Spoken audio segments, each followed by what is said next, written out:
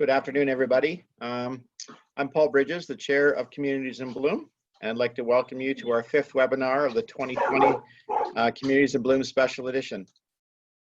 Today we're hearing from our experts on urban forestry and environmental action, and today's webinar is for our registered communities only. And thank you for your support in the 2020 program. Next week we'll be hosting a second webinar in the same format, which will be offered to all of our Canadian and international communities, and registered communities are also welcome to join in. In September, we'll be launching our 2020 virtual symposium. Please visit our website to sign up today. All registered communities will have free access to our webinar series. We'd also like to thank all of our Communities in Bloom sponsors and partners at this time for their contribution. Without you, the 2020 edition would not be able to come to life, and the support of you and all of our registered community is truly appreciated and well put forward. Today, I'd like to welcome two of our Community in Bloom judges, Alain Capelle and Bob Lewis, who will be providing advice and answering questions about urban forestry and environmental action. Please feel free to ask your questions in the question and answer feature throughout this presentation, and we'll do our best to address them all. You can find the question and answer feature at the bottom of the screen. If it has disappeared, you can just hover your mouse over the middle bottom section of your screen and it should pop up again. And now I'd like to introduce the first of our two speakers today. Alain Capelle living in Newport, Belgium. Alain graduated in 1988 as a professional Bachelor of Landscape and Garden Architecture. He participated in several international competitions regarding the management of the local environment, projects and competitions such as Communities in Bloom, Livable Communities, and Entente Florale, Europe. As an international Communities in Bloom judge, he has evaluated communities throughout Canada, the UK, Ireland, South Korea, and Italy. He's over more than 30 years of experience as a landscape architect, and his expertise covers all aspects of landscape architecture, from parks, urban spaces and recreation, grounds, city planning, and urban design. Alain will be focusing on urban forestry today. And thank you, Alain, for joining in. And please take it away.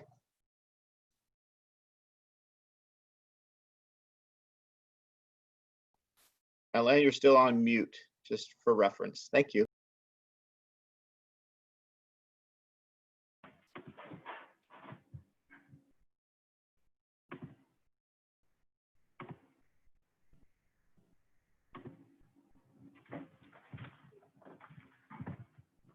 Okay.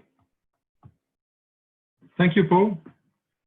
And good afternoon, Canada, and good evening here in Europe.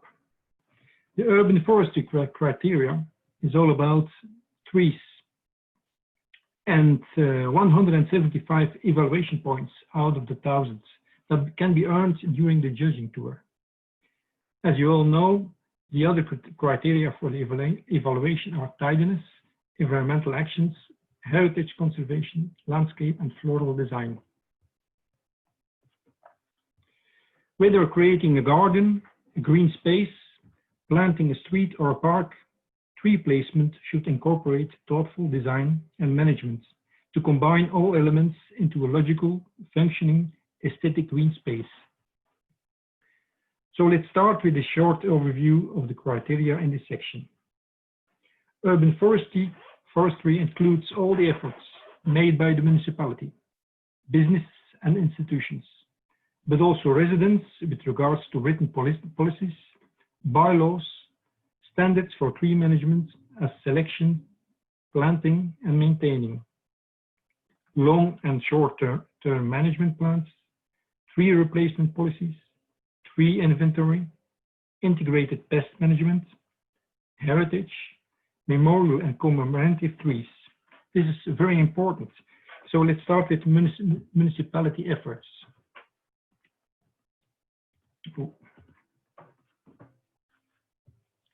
The overall impression, never, and I repeat myself, never underestimate the importance of a first impression of the urban forestry. Why do people consider a city green and another city as gray? The first impression that the judges have visiting the community is so important. Urban forestry starts with good, durable strategic plans, with policies, regulations, and tree bylaws, tree protection, tree management, and planting on public and private lands. This means briefly, ask yourself this question. How will the city look like in the long term? What are the consequences of our actions now? How will the community we live in look like within 30 years or maybe 50 years?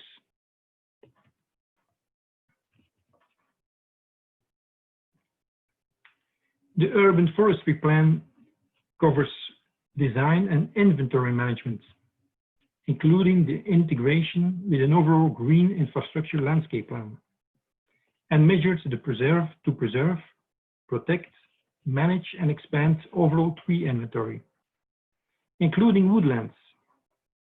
You can ask yourself this question: is this a well-chosen tree on the correct place? A plan of action covers procurement diversity of species, also including native trees, a selection of hardy and pollinator habitat tree species, a recommended tree list, and tree planting standards. With climate change, we have to adapt nowadays our trees in function of drought, wind resistance, flooding, diseases, and pests.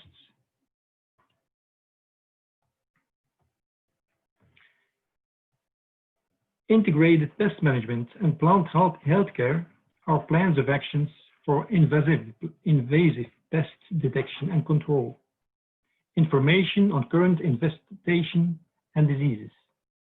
They are undeniable cornerstones of a solid and sustainable tree management.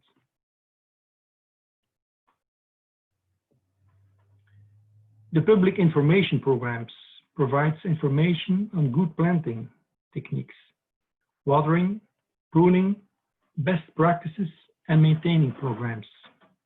For example, how to deal in gardens and driveways with rainwater, the softening of the hard surfaces, and the infiltration of stormwater. Maintenance quality. It goes without saying that the level must be very high when it comes to best practices and maintenance. Here are 3 impressions of the Bursey Park in Vancouver during a judging tour. Even in the middle of a very hot summer, I think 2017, the maintenance in this park is top shelf.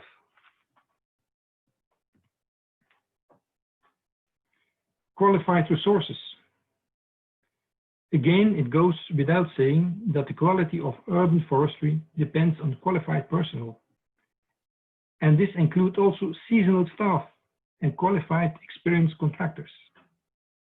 Show the judges which training, education, or courses are provided or have been applied.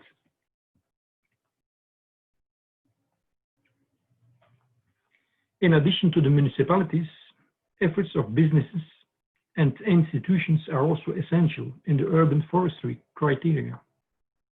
For example, tree inventory on properties owned by businesses and institutions. Is there a contribution to expanding overall tree inventory with consideration of design and diversity, including native and hard species of trees? And of course, what is the quality of the maintenance and management of those properties owned by businesses and institutions? Are there any programs and best practices with demonstrated results concerning watering, pruning, or pest management?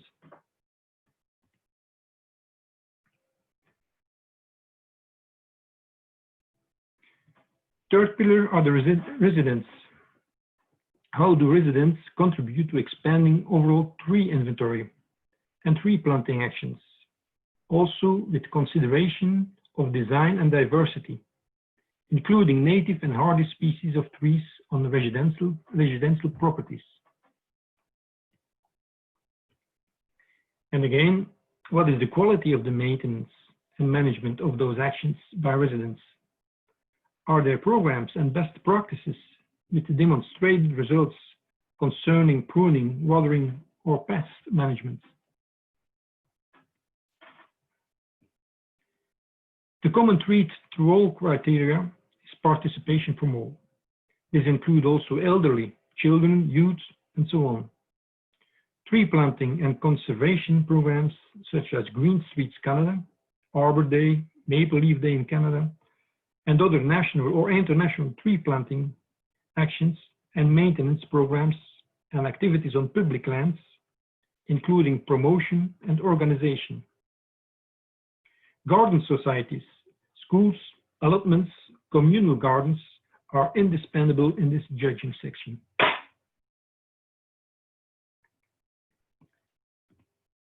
And last but not least, the community support, financial in-kind or participation or promotion by the municipality, businesses and institutions from community tree planting and conservation programs on public lands.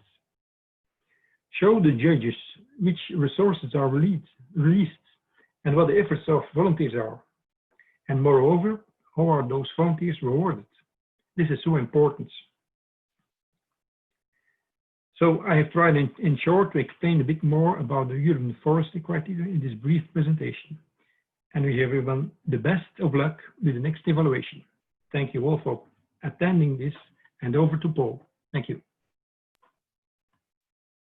Alan, thank you very much for that information. It's I know we all take trees for granted more often than not, unfortunately. So thanks for starting to put some pointers to that so we can understand it a bit better. Okay. Next, we have Bob Lewis speaking.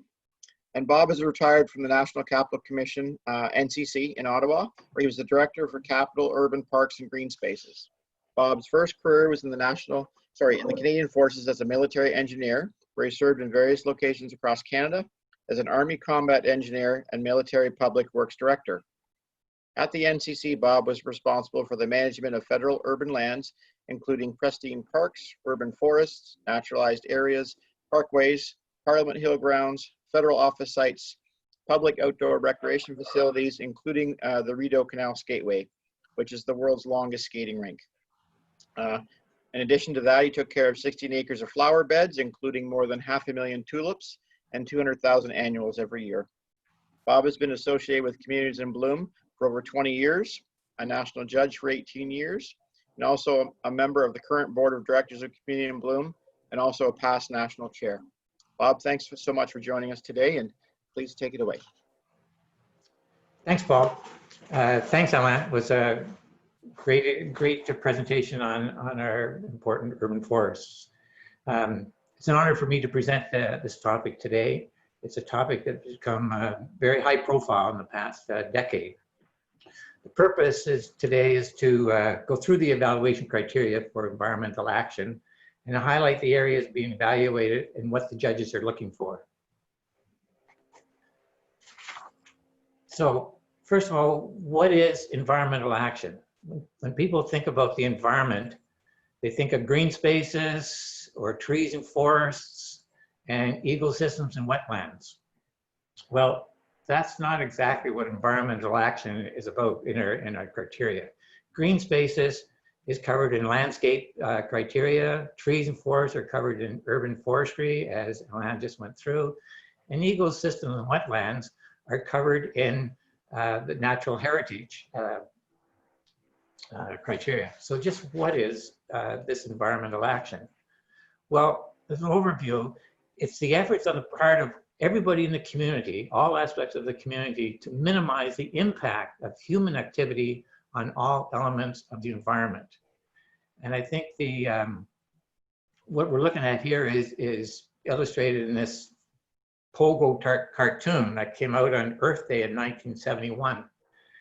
Pogo and his friend Porcupine are in the Okefenokee swamp, only to discover that it's polluted with garbage. And they're saying, well, who did this? We're standing on all this stuff, who did this? And then the famous quote, we have met the enemy and he is us. So it is this us that we want to look at in the community and what they can do to prevent this damage to the environment. So who is the us? And it's the evaluation sectors that are included in all our criteria. So it's a municipality, what they are doing, And then all the actions of the business and institutes, the commercials, the shopping centers, the tourist bureaus, everybody, the residential, citizens within their own properties, and then overall community involvement, what the community is doing in all the different aspects of environmental action. What is particularly important about this criteria is the weighting of the points. The municipality is in fact the biggest driver behind environmental action and accounts for 80 of the 150 points for evaluation. That's 53% of the points. So it's very important that someone from the municipal environmental department is involved in your CIB community. Business and institutions account for 40 points each, or about 13% each. And residential community involvement are 25 points, or 17% each. So let's look at each of these areas. In the municipality, these are the different areas that we are evaluating, and we'll go through each one of those. Sustainable development strategies. These are the policies, the programs, the guidelines, the bylaws, and then of course the education of those bylaws. And the important thing here, why do we do it? Why are we looking at this? And the idea here is, if you don't know where you're going, any road will take you there. So you have to have some sort of a plan with regards to environmental action. A large municipality will have a very detailed strategic environmental plans. They're now, in the last couple of years, they've been changed over and they've been calling climate change plan strategies. It's still the environmental plan. And these large communities will pay tens of thousands of dollars to create these strategic plans. The smaller communities, of course, can't afford these, and a one-pager in the municipal master plan or a couple pages will suffice, and it can come out in the way of bylaws as showing there. And it's no need for smaller communities to reinvent the wheel in developing these plans and going out and hire consultants. All you simply have to do is go online and see what the big communities are doing, and then take stuff out of there that is required to meet their needs. And as also there down corner, educational programs are very important to be directed at business, residents, and schools. So we want to know what they're doing. Next is waste reduction. 3 R's: reduce, reuse, recycle, and composting. There are 2 examples here. A good indication of diversion, or a good indication of waste reduction, is the percentage diversion from landfill. And every community, we like to hear from each community what their percentage diversion is. For instance, Edmonton is at 36%, and their goal, in fact, is 90%. Edmonton has a population of 1.6 million. And this is an aerial shot of their waste management center. It is a world-class center. In fact, they have a world research facility on site. They also have a third-party electronics recycling complete facility on site. So it's huge. Contrast to that, Boissevain, population 1,600. A bunch of visitors got together. They got an old storage building from Public Works. They fixed it up, and it's become their recycle center. And 15 to 20 volunteers meet there twice a week for half a day, and they sort through everything that's recycled, and they arrange to sell that material. Revenue generating, the revenue has gone into a compactor for their paper products, and they also put that back into the program. What's interesting here, in the evaluation, both communities got about the same amount of points for their environmental efforts, environmental action. And what's really important here is that you're rated on what you do with what you have. So that's why a small community of 1,500 can get the same amount of points as a large community of 1.5 million. And this principle applies across all the criteria areas. Other things we're looking for in this area is what you're doing for electronic waste collection, construction material recycling, where you're moving on green bin waste recycling, which is the kitchen waste. Also, in this area, we're looking at composting, what the municipalities are doing for recycling. Next area, water conservation, looking at the use reduction policies and practices. Use reduction, quite often, communities will have programs where reducing the use of water through odd, even house numbers, alternate days for watering. And rain barrels, subsidized programs where they will sell them to the residents at a reduced price. Energy conservation, we're looking at alternate energy efficiencies that the municipalities are implementing. Summerside PEI the city owns 2 wind turbines, and it produces over 50% of the electricity for the city needs. Most of the rest of it comes from privately owned wind farms throughout the province. Prior to this, the vast majority of electrical power came from PEI, or for PEI came from New Brunswick, transferred by cables that go along the bottom of the Northumberland Strait, so very expensive. Other efficiencies, LED conversion, solar crosswalk lights, LED conversion. It's been shown that there's a payback period of 5 years or less in payback from your capital investment. Environmental initiatives, always looking for that. Sustainable mobility and alternate transportation networks. It's been shown that dedicated bike lanes have proven to increase bicycle use significantly. Also looking at horticultural practices such as green roofs or living fences. Air quality program, anti-idling is also very important as a good reduction in air pollution.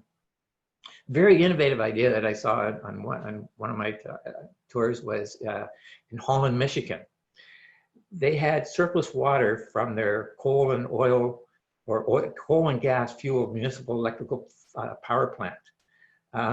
So rather than dumping this hot water into the river and into Lake Michigan, they reclaimed it and pumped it through piping under the downtown sidewalks in a program they called snow melt.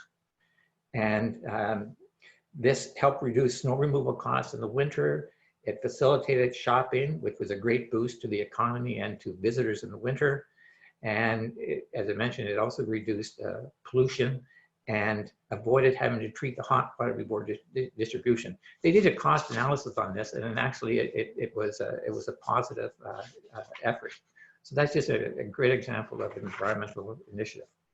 Next, we move on to business and institutions, and what are they doing for environmental action?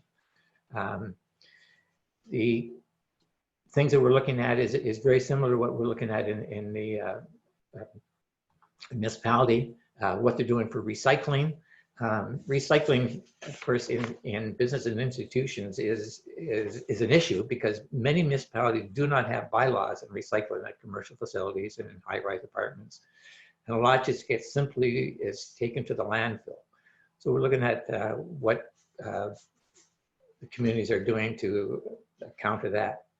Water conservation, what they're doing. Here's an example of rainwater retention at a manufacturing facility, and the water is used for watering the turf, and solar panels on commercial establishment. Business institutes, we're also looking at innovation, stewardship initiatives.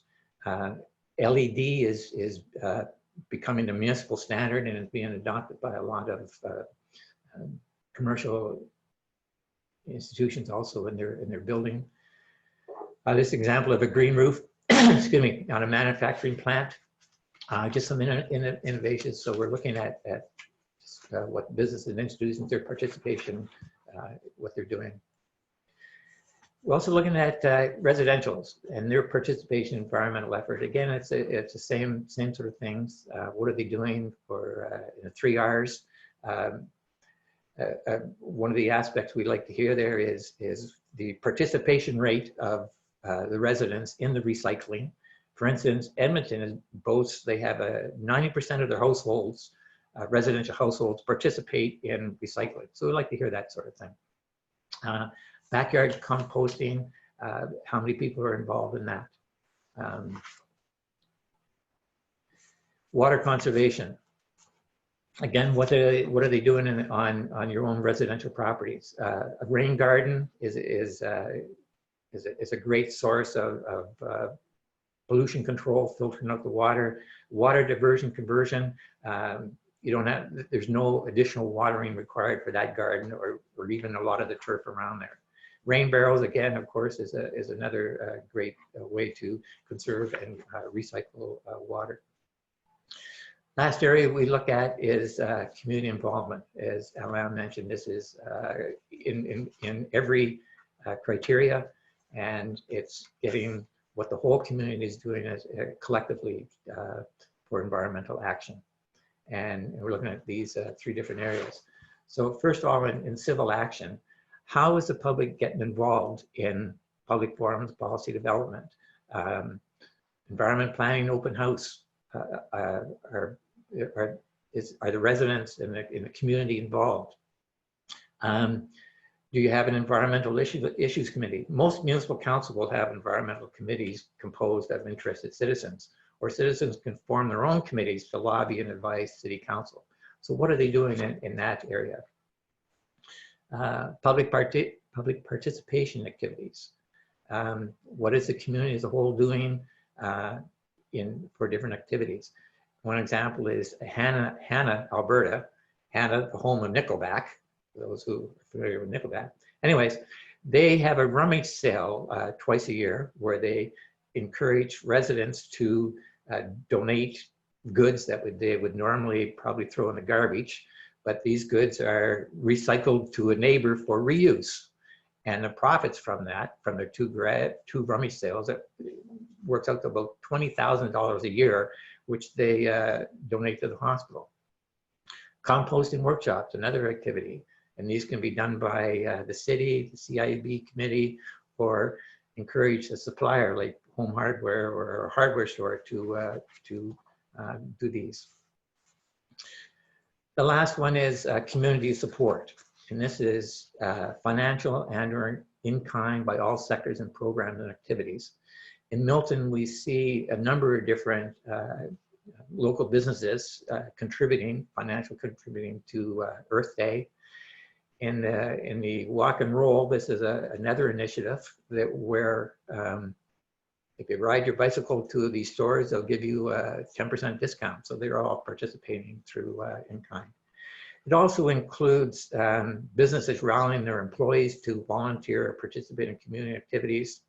And also includes the municipalities supporting community initiatives for environmental action, either through funding assistance or resource help.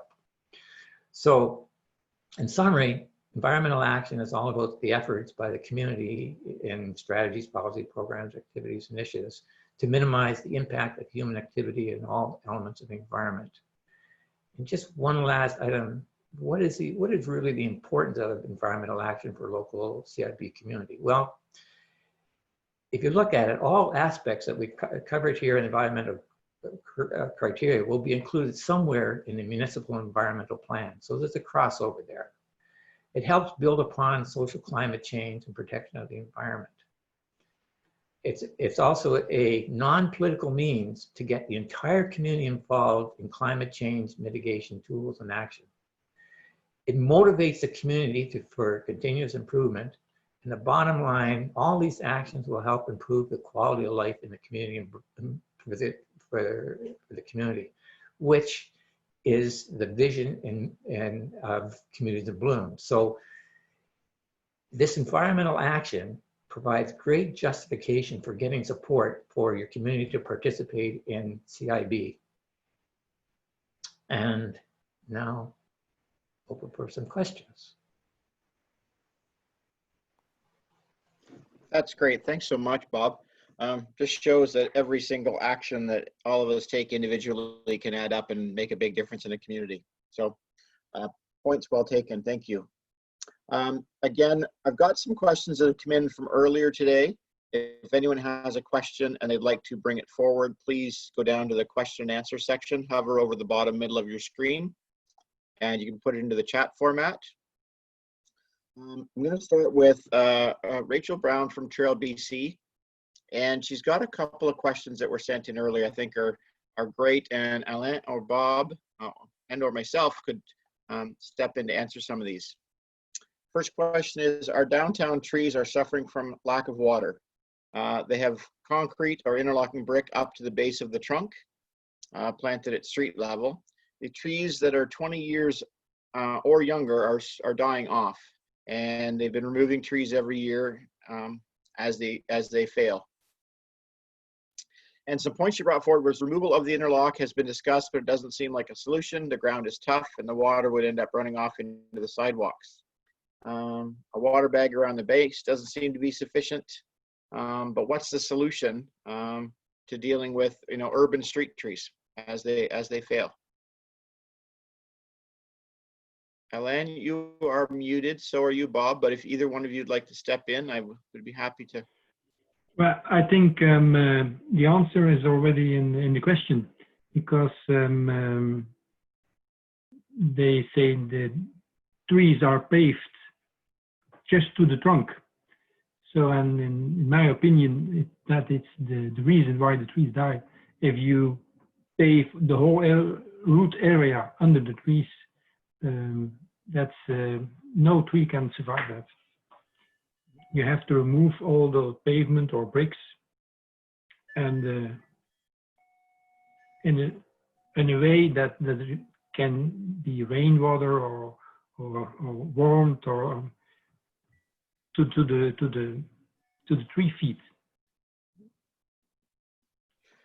I know in Mississauga in Ontario, they're working diligently trying to do similar thing in their new tree plantings. They're using a silva cell technology, so a large grid technology to give the tree more soil and therefore more room for water and air. It's an expensive endeavor, but when you look at air quality in an urban core without trees and air quality in an urban core with, how do you put a dollar value down to that expense? So, when I practiced in Washington, D.C. as a landscape architect there, the average life of a street tree was 7 years. So cyclically, they were removing larger trees and going down to smaller and smaller trees, but not changing their technology or not changing their practices and expecting a different outcome. Yeah. So thank you for that, Alain. Let's see if we have any other questions that have come in. I know, Bob, you had a couple of questions came in previously. Wonder if you'd like to maybe field one or two of those for us. You're muted, Bob. So again, please feel free to ask questions as we go through. Rachel, I hope that... One question was from communities where they've heard about green events, and they said, well, what's green events and what does that mean, and how is that, what does that mean, and how is that going to help the environmental action? There's a lot of information online. A lot of communities are having green events, and essentially they're eco-friendly events. And it's really all about the 3 R's: reduce, recycle, and reuse. And it starts with water. You don't have plastic, you don't sell plastic water containers. Everybody has to bring their own water container, and you have water dispensing units. You have to work with all of your food concessions. Everything has to be recyclable: wooden utensils, paper plates, and everything gets recycled. You have to have a lot of recycling containers, and they have to be well marked, and you almost need police out there to make it work. You have bike parking. You encourage people to come by bike or come by bus. Food concessions. You don't have charcoal, but you have gas grills. Make arrangements to donate leftover food, so nothing goes to waste. Use a bulk condiments, not the little plastic packages of ketchup or mustard or whatever. Reuse signage or use electronic signage. It's all those things, and there's all kinds of hints online and formats and checklists and guidelines and everything. But it's essentially just thinking about reducing, recycling, and reusing everything. Great, Bob. Thank you. I mean, again, every little point adds up to larger points and larger community improvements. We did have a question that came in previously as well, and this one is very interesting. Alain, I'd love to hear your take on it as a landscape architect professional. And Bob, you've seen this at the Capitol so often, but why do a tree inventory?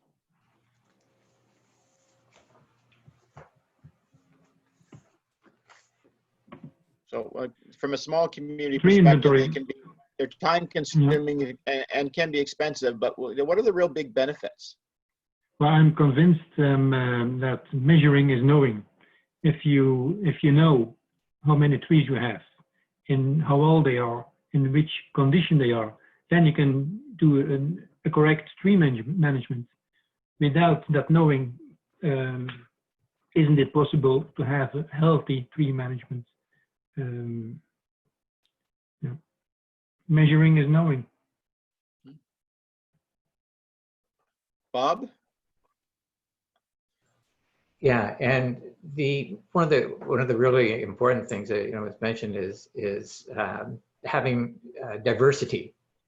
If you go uniculture and it's diseased, as we've seen out west with the pine beetle, and in many cities with the Dutch elm disease, like Winnipeg had way too many elm trees, and it would wipe out a lot of their green cover. So it's important to know what you do have, so that you can ensure you when you plant, you have diversity.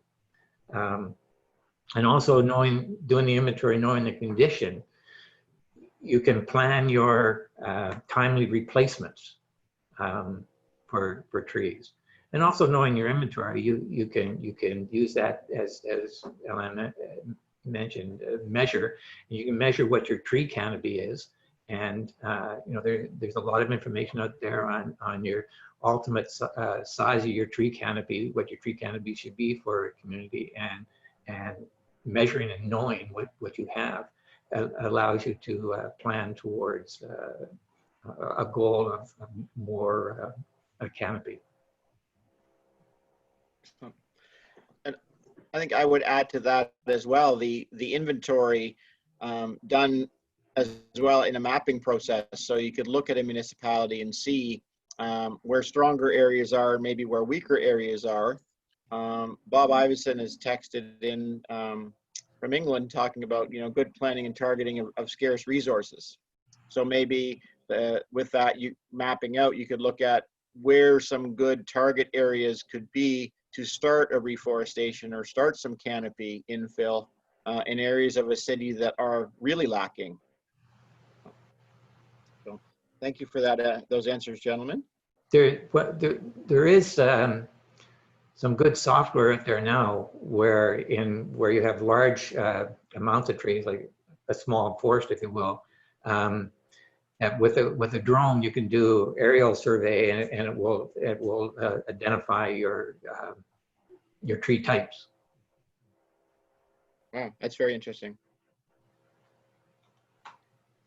Also, the healthy issue, if you speak about drones, with the infrared, you can look out for diseases and dead trees, sick trees, You can film them from the air.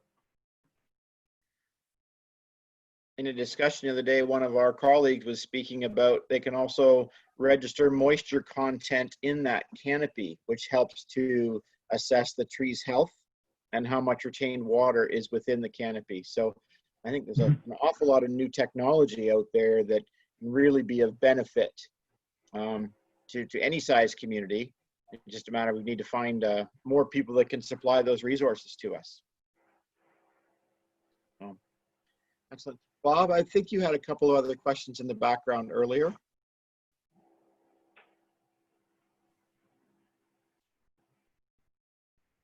Bob is. Sorry, Bob, you're muted. Question was on golf courses, and Okay. it's traditionally thought that they were very environmentally unfriendly. And how do you get them to clean up their act? One easy way is get them involved in CIB, and if they take a grid for environmental action, forestry, landscape, and they just follow the items in there that are evaluated, they would improve significantly.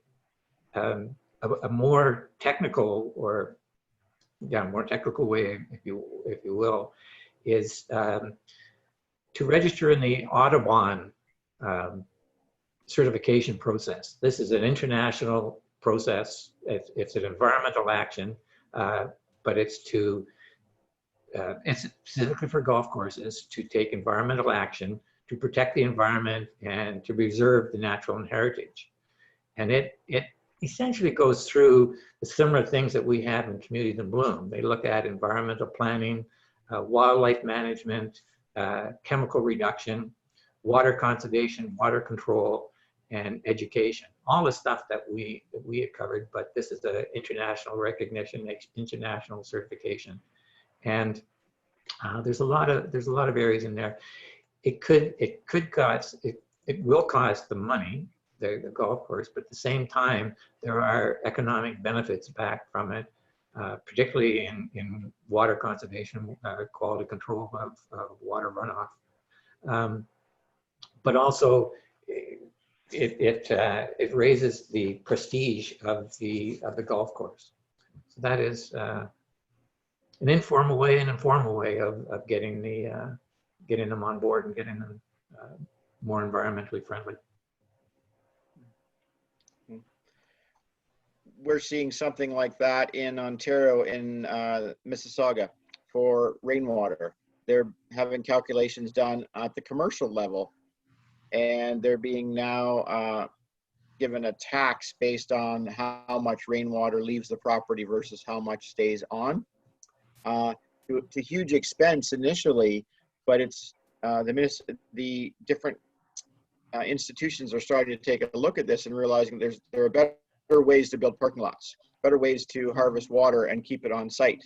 So it's I think it's something that, yes, it does cost a little bit of money up front, but the long-term goals and the long-term value from it, I think, far outweigh the initial input costs. We just have to continue to push to really, as communities, municipalities, demand it. So, great, thank you. Bob, did you have anything else that had come in earlier? I think our guests are a bit quiet today in their chat sessions. Yeah, I don't think I've read offhand. Okay, well, I will then take another moment again to thank everybody for coming in today. Alain, Bob, your presentations have been really great, and the chat back and forth has been very appreciated. Thank you to all the communities that have participated as well. And one more chance to give our sponsors a thank you for everything they've done. Without our sponsors, this year wouldn't continue as it had been. And we look forward to seeing some or all of you hopefully next week on Thursday, the 27th at 1 p.m. Eastern Standard Time. And we'll host our next webinar on outstanding community examples and best practices for urban forestry environmental action, and go into a little more depth. Thank you so much, everybody, and have a wonderful day and enjoy your evening. Take care. Bye-bye. Thank you. Bye.